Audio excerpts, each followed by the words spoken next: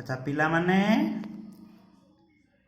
तुम मानकु चतुर्थ श्रेणी साहित्य कलिका बही रे थिबा प्रथम विषय टिकी टिकी एवं द्वितीय विषय हजिला दिनर कथा विषय रे आमे पढ़िथिले। एबे आमे तृतीय विषय पढ़िबा। विषयटी ना कौन? राजांक नूतन परिच्छद। से विषयटी पढ़िबा। एई गल्पटी रे लेखक अछंती कालिंदी चरण पाणिग्राही। अच्छा एई गपटी ना विषय रे आगे जानिबा। राजांकर नूतन परिच्छद अर्थात एटी राजांकर नूतन परिच्छद माने राजांकर नुआ नूतन है नुआ परिच्छद माने पोशाक। जने राजा थिले तांकर नुआ पोशाक विषय रे ये गपटी अछि। तापरे आमे जानिबा कालिंदी चरण पाणिग्राही जे लेखक तांके विषय रे किछि नुआ कथा आमे जानिबा। ए जे फोटोटी देखुचो ये फोटो रे जे अछंती से फोटो रे तांको ना हेउची कालिंदी चरण पाणिग्राही। ये होचंती कालिंदी चरण पाणिग्राही। तांको विषय रे आमे जानिबा जे कालिंदी चरण पाणिग्राही ओडिया साहित्यर सबुज गोष्ठीर कवि मानक मध्य रे जणे अन्यतम। से 1900 मसीहा पुरी जिल्लार विश्वनाथपुर शासन रे तांकर जन्म। से एकाधारे थिले जणे लेखक, जणे उपन्यासिक, नाट्यकार एवं जणे दार्शनिक। तांकर उपन्यास मध्य विख्यात उपन्यास मध्यरु तांकर माटीर मनीष, लुहार मनीष, पद्मिनी, शेष रश्मि इत्यादि तांकर अन्यतम। माटीर मनीष पाई से पद्मभूषण उपाधि रे भूषित होइतिले। एबे फेरिबा हमर विषय को राजांको नूतन परिच्छेद। विषयटी मु पढुची। आज गोटे अनुच्छेद पढ़िबा। देख गोटिए देश रे जणे राजा थिले। प्रतिदिन गोटिए गोटिए नूतन पोशाक पिंधिबा थिला तांकर प्रधान शौक। एठी देख गपरे अछि जणे राजा थिले। देखुछ छवि रे जे राजा बसिछंती। एई जणे राजा थिले। तांकर प्रधान शौक कोन थिला? प्रत्येक दिन गोटिए गोटिए नुआ पोशाक पिंधिबा तांकर प्रधान शौक। से जे भल शासन करूछंती अबा भलरे प्रजा पालन करूछंती ए कथा केही न कही बरम कहंती राजा आजी भल पोशाक पिंधिछंती। से राजांकर पोशाक देखि लोक माने कहंती जे राज्य शासन करिबा कथा केही कहंती नाही। से सबले सुनिबा को चाहंती जे तांकर पोशाकटा जेमिति भल होइची बोली प्रजा माने कहंतु। तांकर प्रधान शौक। शौक माने तांकर व्यक्तिगत आग्रह इच्छा जोटा तांकर सेटा प्रधान शौक। अच्छा लोक माने तांको विषय रे कोन कहंती? प्रजा माने राजा भल पोशाक पिंधिचंती। तापर देखिबा परवर्ती हमर पारा अछि। नूतन परिच्छद पाई राजा एक प्रकार पागल होई पड़िले। राजांकर जेहेतु शौक थिला जे प्रत्येक दिन गोटे गोटे नुआ पोशाक पिंधिबा। से एते नुआ पोशाक पिंधिले जे दिने से गोटे नुआ पोशाक पाई पागल होई गले। गोटे नूतन परिच्छद बा नुआ पोशाक पाई एक प्रकार पागल होई गले। तांकर मंत्री माने जेते प्रकार बाजाररू पोशाक आनिले तांकर पसंद हला नाही। कहला आहुरी नुआ नुआ डिजाइन रो पोशाक पिंधिबा पाई तांकर इच्छा हला। तेणु से थरे घोषणा कले जे जेउ कारीगर तांको पाई एक संपूर्ण नूतन धरणर पोशाक तैयारी करि परिबो ताकू से 1,000 स्वर्ण मुद्रा देबे। कौन घोषणा कले आउथर देखि देबा। से घोषणा कले जेउ कारीगर माने जेउ मिस्त्री जेउ तंती बा लुगा बुणा व्यक्ति सेई कारीगर जे नूतन प्रकारर संपूर्ण नुआ प्रकारर गोटे पोशाक तैयारी करदेबो से ताकू कौन पुरस्कार देबे? 1,000 स्वर्ण मुद्रा देबे। केते मुद्रा देबे? 1,000 स्वर्ण मुद्रा। 100 माने 100 सुना मुद्रा। स्वर्ण मुद्रा अर्थात सुना टंका मुद्रा पुरस्कार देबे। तापर कोन हला? ए संवाद शुणी 2 जण शठ ଅର୍ଥ ଲୋଭରେ ରାଜାଙ୍କ ସମ୍ମୁଖରେ ଯାଇ ଉପସ୍ଥିତ ହୋଇ କହିଲେ। ଦୁଇଜଣ ଏକଥା ଶୁଣିକି ଦୁଇଜଣ ଠକ ଚିନ୍ତା କଲେ ଯେ ଆମେ ଯାଇ ଯଦି ରାଜାଙ୍କ ପାଇଁ ନୂଆ ପ୍ରକାରର ପୋଷାକ ତିଆରି କରିଦେବୁ କିଛି ସ୍ୱର୍ଣ୍ଣ ମୁଦ୍ରା ପାଇଯିବୁ। କ'ଣ କହିଲେ ଯାଇକି, ମହାରାଜ ଆମ୍ଭେ ସମ୍ପୂର୍ଣ୍ଣ ଏକ ନୂତନ ଧରଣର ପୋଷାକ ଆପଣଙ୍କ ନିମନ୍ତେ ପ୍ରସ୍ତୁତ କରିଦେବୁ। କେଉଁମାନେ କହିଲେ? ଦୁଇଜଣ ଶଠ ଅର୍ଥାତ୍ ଠକ ଅର୍ଥ ଲୋଭରେ କହିଲେ। କ'ଣ କହିଲେ? ଆଉ ଥରେ ଶୁଣିଦେବା। କ'ଣ କହିଲେ?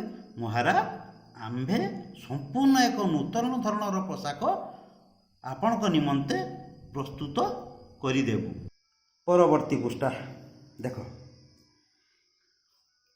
କହିଲେ ସେଭଳି ପୋଷାକ ଆଜି ପର୍ଯ୍ୟନ୍ତ କେହି ଦେଖିନଥିବେ। ସେ ହେବ ଏକ ଅଦ୍ଭୁତ ପୋଷାକ।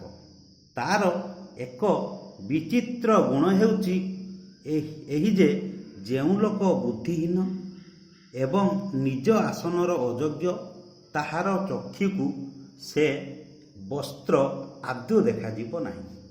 ସେ ଠକ ଦୁଇଜଣ କ'ଣ କହିଲେ? ଯେ ଆମେ ଏଭଳି ଏକ ପୋଷାକ ତିଆରି କରିଦେବୁ ଯେ ସେ ପୋଷାକ ଆଜି ପର୍ଯ୍ୟନ୍ତ କେହି ଦେଖିନଥିବେ। ସେ ଏକ ଅଦ୍ଭୁତ ପୋଷାକ। ତାର ଏକ ବିଚିତ୍ର ଗୁଣ। ପୋଷାକର ବିଚିତ୍ର ଗୁଣ କ'ଣ? ପୋଷାକର ବିଚିତ୍ର ଗୁଣ ଯେ ଏଇଠୁ ଯେଉଁ ଲୋକ ବୁଦ୍ଧିହୀନ ଏବଂ ନିଜ ଆସନର ଅଯୋଗ୍ୟ ତାର ଚକ୍ଷୁକୁ ସେ ବସ୍ତ୍ର ଆଦୌ ଦେଖାଯିବ ନାହିଁ। କ'ଣ ବସ୍ତୁ ଅଛି ମାନେ ଆଖିକୁ ତ ନିଶ୍ଚୟ ଦେଖାଯିବ। ତେଣୁ ସେମାନେ ଏମିତି ବିଚିତ୍ର କଥା କହିଲେ ଯେ ଯେଉଁ ଲୋକର ବୁଦ୍ଧି ନାହିଁ ବା ଅଯୋଗ୍ୟ, ଯେ ତାର ନିଜ ଯୋଗ୍ୟତାର ଯାହାର ଯୋଗ୍ୟତା ନାହିଁ, ଯାହାର ବୁଦ୍ଧି ନାହିଁ, ସେ ବସ୍ତ୍ର ଆଦୌ ଦେଖାଯିବ ନାହିଁ। ଏଭଳି ବିଚିତ୍ର କଥା କହିଲେ। ତାପରେ କ'ଣ ହେଲା ଦେଖ, ରାଜା ଭାବିଲେ ଏହା ନିଶ୍ଚୟ ଏକ ଅଦ୍ଭୁତ ବିଚିତ୍ର ହେବ, ଅଦ୍ଭୁତ ପରିଚ୍ଛଦ ହେବ। ଅର୍ଥାତ୍ ରାଜା ଭାବିଲେ ଇଏ ଗୋଟେ ନିଶ୍ଚୟ ଅଦ୍ଭୁତ ପୋଷାକ ହେବ। ଆଉ ଏତେ ଦିନ ପର୍ଯ୍ୟନ୍ତ ମୁଁ ସେଭଳି ପୋଷାକ ପିନ୍ଧିନଥିଲି, ନୂଆ ପୋଷାକ ପିନ୍ଧିବି। ଆଉ ମନେ ମନେ ରାଜା ଖୁସି ହେଇଗଲେ। ସେ କାରିଗର ଦୁଇ ଜଣଙ୍କୁ ପଚାରିଲେ, ଏପରି ଏକ ପରିଚ୍ଛଦ ତିଆରି କରିବାରେ କେତେ ଅର୍ଥ ଖର୍ଚ୍ଚ ହେବ? ରାଜା ପଚାରୁଛନ୍ତି କେତେ ଅର୍ଥ ଖର୍ଚ୍ଚ ହେବ, ମାନେ ଅର୍ଥ ମାନେ କ'ଣ, କେତେ ଟଙ୍କା ଖର୍ଚ୍ଚ ହେବ? ଶଠ ଦୁହେଁ, ମାନେ ସେ ଠକ ଦୁଇଜଣ, ଶଠ ଦୁହେଁ ଯେଉଁ ପରିମାଣରେ ରେଶମ ସୂତା, ସ୍ୱର୍ଣ୍ଣ ଜରି, ମୋତିମାଣିକ୍ୟର ହିସାବ ଦେଲେ ତାହା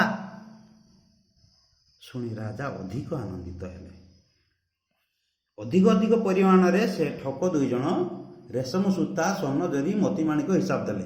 ସେଗୁଡ଼ା ଆଣିଲେ ପରିଚ୍ଛଦ ତିଆରି ହେବ ବା ପୋଷାକ ତିଆରି ହେବ। ଏକଥା ରାଜା ଶୁଣି କହିଲେ, ଏତେ ବଡ଼ ସ୍ୱର୍ଣ୍ଣ ଜରି ରେଶମ ସୂତା ଲାଗିବ, ମୋ ପାଇଁ ନୂଆ ପୋଷାକ ନିଶ୍ଚୟ ହେବ। ସେ ଆହୁରି ଖୁସି ହେଇଗଲେ। ସେ ଭାବିଲେ ଏଭଳି ମୂଲ୍ୟବାନ ପୋଷାକ ତ ମୋ ଭଣ୍ଡାରରେ ନାହିଁ। ତହୁଁ ସେ କାରିଗର ଦୁହିଁଙ୍କୁ କହିଲେ, ଆଜିଠାରୁ 15 ଦିନ ମଧ୍ୟରେ ଏହି ପୋଷାକ ସମ୍ପୂର୍ଣ୍ଣ କରି ଆମ୍ଭକୁ ଦେବ। ରାଜା କେତେ ଦିନ ସମୟ ଦେଲେ? ଆଜିଠାରୁ 15 ଦିନ ସମୟ ଦେଲେ। 15 ଦିନ ପରେ କ'ଣ ହେବ ଦେଖିବା। ଏହି ମୂଲ୍ୟବାନ ପୋଷାକ ପିନ୍ଧି ଆମ୍ଭେ ଆମର ଜନ୍ମଦିନ ପାଳନ କରିବୁ। ଏକଥା ରାଜା କହିଲେ ଯେ 15 ଦିନ ମଧ୍ୟରେ ମୁଁ ପୋଷାକଟି ତିଆରି କରିଦେବ। ମୁଁ ରାଜା କହିଲେ ତାଙ୍କର ସେଇ ନୂଆ ପୋଷାକଟି ପିନ୍ଧି ତାଙ୍କ ଜନ୍ମଦିନ ସେ ପାଳନ କରିବେ। ତାପରେ କ'ଣ ହେଲା ଦେଖିବା। ଶଠ ଦୁଇଜଣ ତନ୍ତ ପାଖରେ ବସି ବସ୍ତ୍ର ବୟନର ଛଳନା କଲେ। ଶଠ ଦୁଇଜଣ ଠକ ଦୁଇଜଣ, ସେ ଠକ ଥିଲେ, ପୋଷାକ କିଛି ବନଉନାହାନ୍ତି। ସେ ତନ୍ତ ପାଖରେ ବସି ବସ୍ତ୍ର ବୟନ ଅର୍ଥାତ୍ ଲୁଗା ତିଆରି, ବସ୍ତ୍ର ବୟନ ମାନେ ଲୁଗା ତିଆରିର ଛଳନା କଲେ ବା ସେମାନେ ଅଭିନୟ କଲେ। ତନ୍ତ ପାଖରେ ବସି କେବଳ ହାତ ହଲଉଛନ୍ତି, କିନ୍ତୁ କିଛି ପୋଷାକ ତିଆରି କରୁନାହାନ୍ତି। ରାଜଭଣ୍ଡାରରୁ ଯେତେ ରେଶମ ସୂତା ଜରି, ସ୍ୱର୍ଣ୍ଣ ଜରି, ମୋତି ମାଣିକ୍ୟ, ମଣିମାଣିକ୍ୟ ଇତ୍ୟାଦି ପାଇଲେ ସେ ସବୁକୁ ଲୁଚାଇ ରଖିଲେ। ରାଜା ପୋଷାକ ତିଆରି ପାଇଁ ଯେତେ ସ୍ୱର୍ଣ୍ଣ ସୂତା, ସ୍ୱର୍ଣ୍ଣ ଜରି, ରେଶମ ଜରି, ସ୍ୱର୍ଣ୍ଣ ଜରି, ମଣିମାଣିକ୍ୟ ଦେଲେ ସେ ସବୁକୁ ଲୁଚାଇ ରଖିଲେ ଠକ ଦୁଇଜଣ। ଦିନ ରାତି ତନ୍ତ ପାଖରେ ବସି ଖାଲି ମିଛରେ ବୟନ କରିବା ଭଳି ଅଭିନୟ କଲେ, ତା ମିଛରେ ଲୁଗା ବୁଣିବା ଭଳି ଅଭିନୟ କଲେ। ଦିନକୁ ଦିନ ସେ ଦୁହିଁଙ୍କୁ ରାଜଭଣ୍ଡାରରୁ ଅଧିକରୁ ଅଧିକ ପରିମାଣର ସ୍ୱର୍ଣ୍ଣ ଜରି ଓ ମଣିମୁକ୍ତା ଇତ୍ୟାଦି ମିଳିଲା। ଏହି ଅଦ୍ଭୁତ ବସ୍ତ୍ର ଦେଖିବା ପାଇଁ ରାଜାଙ୍କ ମନରେ କ୍ରମେ ଆଗ୍ରହ ବଢ଼ିଲା। ରାଜା ଚିନ୍ତା କଲେ, ଇଏ ଦିନକୁ ଦିନ ଆମ ସ୍ୱର୍ଣ୍ଣ ଭଣ୍ଡାରରୁ ସ୍ୱର୍ଣ୍ଣଜରି, ମଣିମୁକ୍ତା ଇତ୍ୟାଦି କାରିଗରମାନଙ୍କୁ ଦିଆଯାଉଛି। ସେ କିଭଳି ପୋଷାକ ତିଆରି କଲେଣି, ଏମିତି 15 ଦିନ ପାଖେଇ ପାଖେଇ ଆସୁଥାଏ। ସେ ତାଙ୍କର ଆଗ୍ରହ ବଢ଼ିଲା ଯେ ପୋଷାକଟି କେମିତି ହେଇଛି ଦେଖିବା ପାଇଁ। କିନ୍ତୁ ତାଙ୍କର ମନେ ପଡ଼ିଲା ଯେ କାରିଗର ଦୁହେଁ କହିଛନ୍ତି ଯେ ନିତ୍ୟାନ୍ତ ବୋକା ଏବଂ ଅଯୋଗ୍ୟ ବ୍ୟକ୍ତିକୁ ଏ ପୋଷାକ ଦେଖାଯିବ ନାହିଁ। ତାଙ୍କର ମନେ ପଡ଼ିଲା କ'ଣ, ଅଯୋଗ୍ୟ ବ୍ୟକ୍ତିକୁ ଏ ପୋଷାକ ଦେଖାଯିବ ନାହିଁ। ତେଣୁ ସେ ପ୍ରଥମେ ତାଙ୍କ ପ୍ରଧାନମନ୍ତ୍ରୀକୁ ପଠାଇଲେ ପୋଷାକ ଦେଖିବା ପାଇଁ। ପ୍ରଥମେ କାହାକୁ ପଠାଇଲେ? ପ୍ରଧାନମନ୍ତ୍ରୀ। ମନେ ରଖ, ପୋଷାକ, ନୂଆ ପୋଷାକ ଦେଖିବା ପାଇଁ କାହାକୁ ପଠାଇଲେ? ପ୍ରଧାନମନ୍ତ୍ରୀ। ତାପରେ କ'ଣ ହେଲା? ସେତେବେଳକୁ ଏହି ଅଦ୍ଭୁତ ବସ୍ତ୍ର ବିଷୟରେ ରାଜ୍ୟ ସାରା ପ୍ରଚାର ହୋଇଗଲାଣି। ପ୍ରତ୍ୟେକ ଲୋକ ରାଜାଙ୍କର ଜନ୍ମଦିନ ପାଳନକୁ ଅପେକ୍ଷା କରି ରହିଥାନ୍ତି। ପ୍ରଧାନମନ୍ତ୍ରୀ ଯାଇ ଦେଖିଲେ କାରିଗର ଦୁହେଁ ବସ୍ତ୍ର ବୟନରେ ବ୍ୟସ୍ତ, ଅଥଚ ତନ୍ତଟି ଶୂନ୍ୟ। ପ୍ରଧାନମନ୍ତ୍ରୀ ଯାଇକି ଦେଖିଲେ ଯେ ତନ୍ତ ପାଖରେ ସେମାନେ ବସିଛନ୍ତି, ବସ୍ତ୍ର ବୁଣିବାରେ ହାତ ଗୋଡ଼ ହଲାଉଛନ୍ତି, କିନ୍ତୁ ତନ୍ତଟି ଶୂନ୍ୟ, ତନ୍ତରେ କୌଣସି ଲୁଗା ନାହିଁ, ସେଥିରେ କୌଣସି ବସ୍ତ୍ର ନାହିଁ। ସେ ଦେଖିଲେ, ସେ ଭାବିଲେ ଯେ ମୁଁ ତ କାହିଁ ସୂତାଖିଏଟିଏ ମଧ୍ୟ ଦେଖିପାରୁନାହିଁ। ତେବେ କ'ଣ ମୁଁ ବୁଦ୍ଧିହୀନ ପ୍ରଧାନମନ୍ତ୍ରୀ ପଦ ପାଇଁ ଅଯୋଗ୍ୟ? ସେ ନିଜକୁ ନିଜ ଚିନ୍ତା କଲେ ଯେ ତନ୍ତଟିଏ ପାଖରେ ତ କିଛି ଲୁଗା ନାହିଁ, ସେମାନେ ବୁଣୁଛନ୍ତି କ'ଣ ଖାଲି ଖାଲି ହାତ ଗୋଡ଼ ହଲାଉଛନ୍ତି କି ନା ସତରେ ବସ୍ତ୍ର ଅଛି ମୋତେ ଦେଖାଯାଉ ନାହିଁ। ସେ ନିଜକୁ ନିଜ ଭାବିଲେ ବୋଧେ ମୁଁ ନିଜେ ବୁଦ୍ଧିହୀନ ପ୍ରଧାନମନ୍ତ୍ରୀ ପଦ ହେବା ପାଇଁ ଅଯୋଗ୍ୟ। ଯଦି ଏଇ କଥା ଯାଇ ସେ ରାଜାଙ୍କୁ କହିବେ ଯେ ମୁଁ ବସ୍ତ୍ର ଦେଖିପାରୁନି, ତାହେଲେ ରାଜା ତାଙ୍କୁ ନିଶ୍ଚୟ ଗାଳି କରିବେ, ନିଶ୍ଚୟ ତାଙ୍କୁ କହିବେ ଯେ ତୁମର ବୁଦ୍ଧି ନାହିଁ, ତୁମେ ଅଯୋଗ୍ୟ, ତୁମେ ପ୍ରଧାନମନ୍ତ୍ରୀ ହେବା ପାଇଁ ଅଯୋଗ୍ୟ, ପ୍ରଧାନମନ୍ତ୍ରୀ ପଦରୁ ତୁମେ ବହିଷ୍କାର ହେଇଯାଅ, ଏମିତି ନିଶ୍ଚୟ କହିବେ। ତେଣୁକରି ପ୍ରଧାନମନ୍ତ୍ରୀ ନିଜକୁ ନିଜ ମନକୁ ଚୁପ୍ ହୋଇ କ'ଣ କଲେ ଦେଖ, ଶୁଣିବା। ମନ୍ତ୍ରୀ ଚିନ୍ତାମଗ୍ନ ହୋଇ ପଡ଼ିବାର ଦେଖି ଜଣେ ଶଠ କହିଲା। ଏକଥା ଦେଖି ମନ୍ତ୍ରୀ ପୁରା ଚୁପଚାପ ରହିଗଲେ।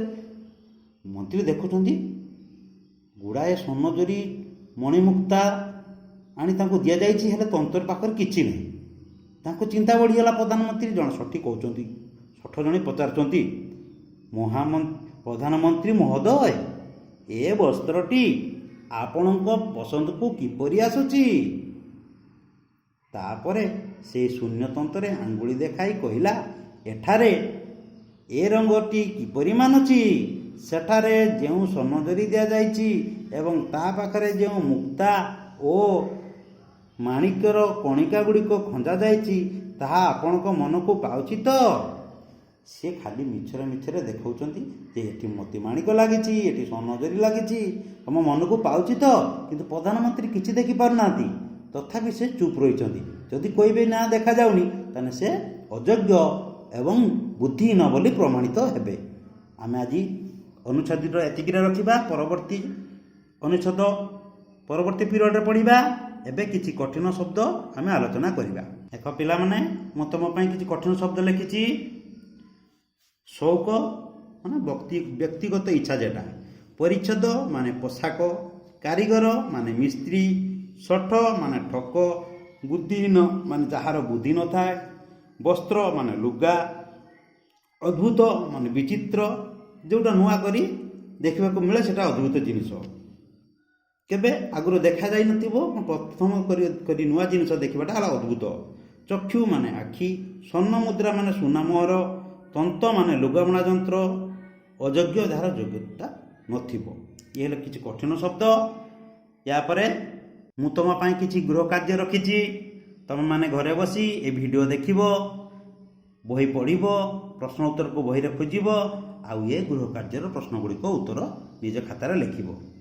ଦେଖ ଗୃହ କାର୍ଯ୍ୟରେ 1 ନମ୍ବର ପ୍ରଶ୍ନ, ରାଜାଙ୍କ ନୂତନ ପରିଚ୍ଛଦ ଗଳ୍ପର ଲେଖକ କିଏ? ଆମେ ପ୍ରଥମରୁ ପଢ଼ି ଦେଇଛେ। ଲେଖକ କିଏ? କାଳିନ୍ଦୀ ଚରଣ ପାଣିଗ୍ରାହୀ। ତାପରେ ଦେଖ, ରାଜାଙ୍କର ପ୍ରଧାନ ସଉକ କ'ଣ ଥିଲା? ରାଜାଙ୍କର ପ୍ରଧାନ ସଉକ ଥିଲା ପ୍ରତ୍ୟେକ ଦିନ ଗୋଟିଏ ନୂଆ ପୋଷାକ ପିନ୍ଧିବା।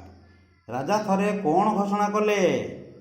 ରାଜା ଥରେ ଘୋଷଣା କ'ଣ କଲେ ଯେ ଯେଉଁ କାରିଗର ଆମ ପାଇଁ ଏକ ନୂତନ ଧରଣର ପୋଷାକ ତିଆରି କରିଦେବ ଆମେ ତାକୁ 100 ସ୍ୱର୍ଣ୍ଣ ମୁଦ୍ରା ଦେବୁ। କେଉଁ ବ୍ୟକ୍ତିକୁ ନୂତନ ପୋଷାକ ଆଦୌ ଦେଖାଯିବ ନାହିଁ? ଶଠ 2 ଜଣ କହିଥିଲେ ଯେ ଯେଉଁ ବ୍ୟକ୍ତି